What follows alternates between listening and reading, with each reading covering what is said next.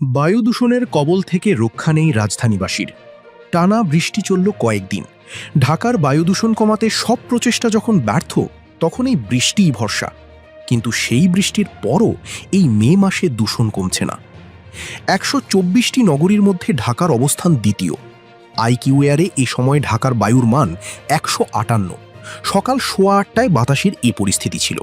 বাতাসের এই মানকে অস্বাস্থ্যকর বলা হয়। বায়ু দূষণের এ পরিস্থিতি তুলে ধরেছে সুইজারল্যান্ড ভিত্তিক প্রতিষ্ঠান আইকিউএয়ার। প্রতিষ্ঠানটি বায়ু দূষণের অবস্থান নিয়মিত তুলে ধরে। বাতাসের মান নিয়ে তৈরি করা এই লাইভ বা তাৎক্ষণিক সূচক একটি নির্দিষ্ট শহরের বাতাস কতটা নির্মল বা দূষিত সে সম্পর্কে মানুষকে তথ্য দেয় এবং সতর্ক করে। আজ বাতাসের এই দূষণ থেকে রক্ষা পেতে আইকিউএয়ার বেশ কিছু পরামর্শ দিয়েছে।